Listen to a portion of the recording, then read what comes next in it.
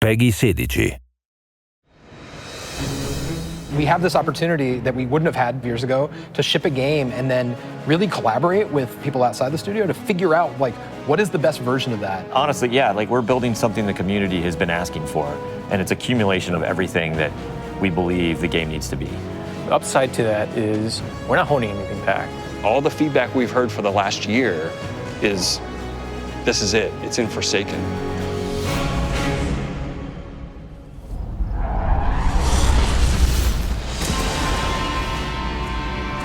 We want this release to have a different tone and a different vibe. We sort of just embrace that Western revenge vibe. You're going to a darker place. You're going to take on a different role as a guardian.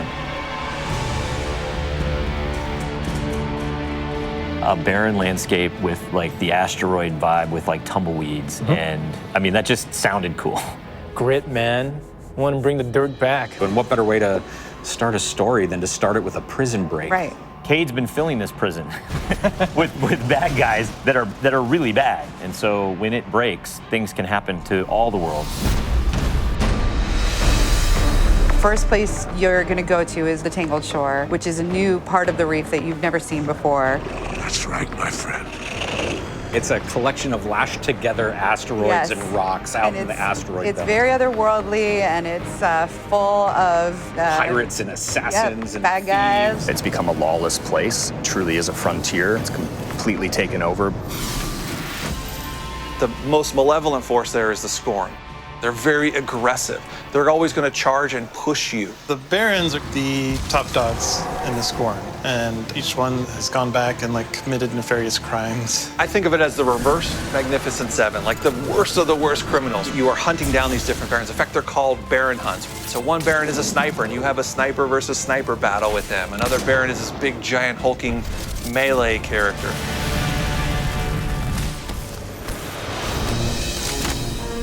One of the things we're most excited about is the new weapon system. Hey, if you like Destiny 2, great, play that way. But if you like Destiny 1, great, play that way. But if you're crazy, why not 3 shotguns, right? Just for the fun of it. We need to have as many ways as possible, and then we need to have people fighting about it. Like, no, man, you f***ed up, you're taking the wrong weapons, or can I say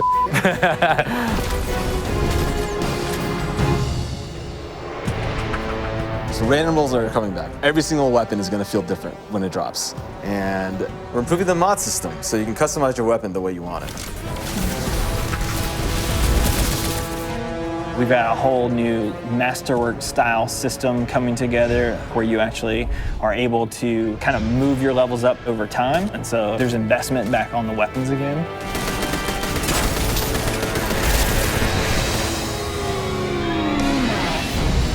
New supers, yeah, crazy new supers. What's your favorite? Fire knives are awesome, which is a different take on Golden Gun. We took a lot of inspiration from Rise of Iron, cast that thing. You got a huge hammer now, and you slam that thing down, and it sends out this fire in front of you that then creates a fire tornado. We gotta take it to the next level, you know? The idea that anyone who plays, however they play, they're gonna have some new way to engage. Yeah. I'm in love with the new Void Warlock. Teleportation that's like super anime, just like We've been having great games with the Arc Warlock. You basically cast this thing, he pulls back. Yeah, and it's gonna break the game, and I think that's amazing, yeah. You know? We also wanted a new weapon type that felt meaningful, so we came up with a bow and arrow, which seems kind of crazy, but when you use it, you feel like godlike. It is utilitarian, it's fantastical, it's also sci-fi. So we have a short range bow, we have a medium range bow, we have a long range bow. We built this guy, which is supposed to be super techie. You're like, why would you ever choose a bow in a game that has an automatic, machine gun? But boy, it's deadly. I mean, that's a nice machine gun you got there, buddy, but right, and then it's done. The biggest thing for me going into production on this game was a new way to play, a new thing to do that is new to Destiny. Let's see what we've got. We want to be able to give players what they want, but also surprise them. Gambit is a brand new mode. Destiny begs to marry PvE and PvP together. It's like adding bacon to peanut butter and jelly. You start off being able to see the other team that you're going to compete against, so you can taunt each other, you can emote. Each team is in their own separate arena, and they're being assaulted by combatants. They're dropping motes for you to collect, you bank them. When you put them in your bank, you're gonna send a blocker over to the other side that locks their bank down. They can't put motes into it until they take out that blocker. Filling up your bank with the motes is how you summon your primeval. You burn it down, that's it, round's over. The interesting part is that we allow one person from your team to go over to the other side and physically invade. I mean, I've seen people that just hate PvP. Like, the first time they invade and they get multiple kills, they'll come back and they'll be like, suck it! It's awesome. We leave the raid team alone. I mean, if you can't tell, like, we just kind of let them do their own thing. But We have Joe over there. For this next raid, we wanted to get back to the epic adventure where you're going out to slay a big monster again.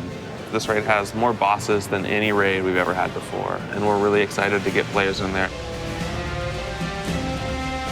The raid is actually about more than just the raid. It's about the dreaming city, the place that the raid exists. And it's an in-game destination that we've never done before. It's the awoken homeland.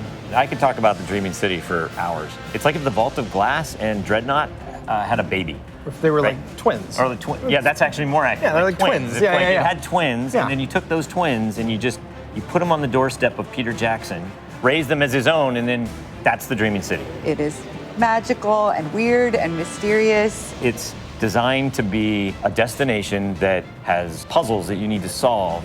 A lot of hidden corners, lots of passageways that might not seem to exist the first time. And the raiders, they affect this destination. They change it for everyone. It's like this cyclical endgame place where there's just secrets and different activities that unveil over time. So the dreaming city that you see at launch is not going to be the same dreaming city 2-3 weeks later.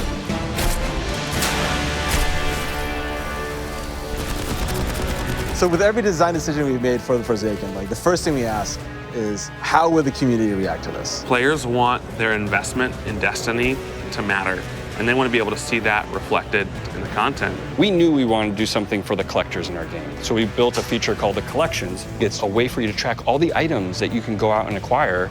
There's so much gear in our game. There are 2,000 items you can get. Go get them. You can look at sets and you can say, I haven't filled out this set. What do I have to do to go get it? If I want to find like how many guns in the world, I can actually go look now. We also had a triumphs thing, which is just acknowledging your achievement. It like ties into records, it ties into lore. It's a thing that can help you drive like, hey, I want to do that. And if I do those things, I can get a title. Like I can have a title floating over my name that says that I'm a god or whatever. Not me, but like you. We wanted Forsaken to feel like a game that never ends. So we're going to reinforce the hobby and make the experience something that can be played night over night. We're changing the weapon slots. We're changing how the pursuits work. We're adding new features like the collections and the triumphs. We built Gambit. We've got a whole bunch of new weapons to chase, exotics that are really powerful. We have Lisa focusing on some sweet new exotic armor. Maybe we gone overboard, like dialed it too high. Or to go out there and collect in the world, exotic armor pieces to go out there and hunt. We're working on armor perks, random rolls, new mod system, new subclass paths. We're making Forsaken for people who love Destiny. Making a game that we can all love. That is the goal. That's what we're going to constantly be pushing towards, always. Everything we're building is through that lens.